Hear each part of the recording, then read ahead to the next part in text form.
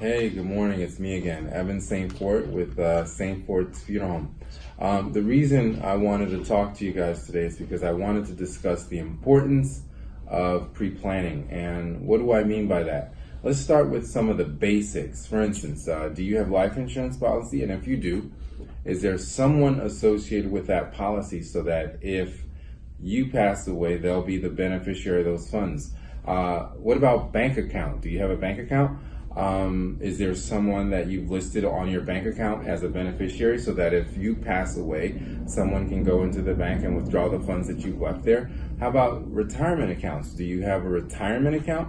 And if you do, what happens to those funds if you passed away? Same thing. You should have a beneficiary listed on that account that you've put aside with your retirement funds so that if you pass away, someone has access to those funds. How about real estate?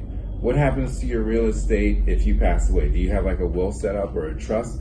And so the reason I want to talk about pre-planning is because for me, I think it's a problem when you leave all of this open and then you pass on the burden to your family. So I do see it all the time. And again, for me, to be in a successful situation, what helps individuals be in successful situations is planning.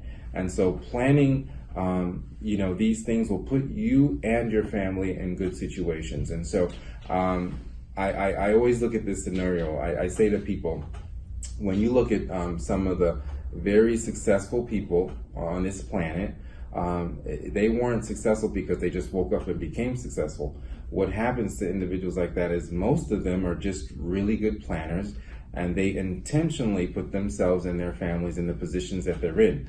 And so it's the same thing here. When you pass away, you don't want to put yourself or your family in a situation where you've left a 10 or a 20 or a $30,000 debt now that they are going to have to be responsible to assume.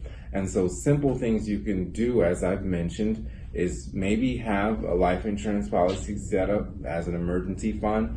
And usually you want to have, they say, 2 to 3 times your salary so that whatever income you were bringing into the household, if you left your spouse, she would have or he would have that life insurance policy to continue to live the lifestyle when you were around, right? Because you don't want to put yourself in a situation where you passed away now, your wife can't handle the bills and the home goes to foreclosure and the kids can't really do what they used to do. So that's one of the things. Now let's talk about funeral because that's my specialty.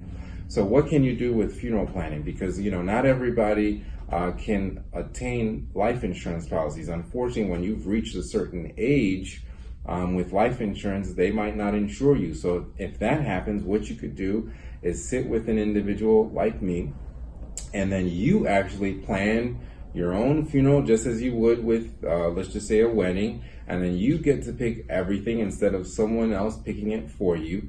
And then when you come up with that dollar amount, we put it on a payment plan. And with that plan, all those funds sit in a trust so that when something happens, everything is good. Again, do you want your family member to pick out what kind of casket do you want? Do you want your family to, why don't you plan it yourself and not let them have to do that? So again, if you need more information on this subject, you can always reach me. I'm Evan St. Fort with St. Fort's Funeral Home, and you can call us directly at 305-940-1428. You can check us out on Facebook or Instagram. Thanks again for checking in.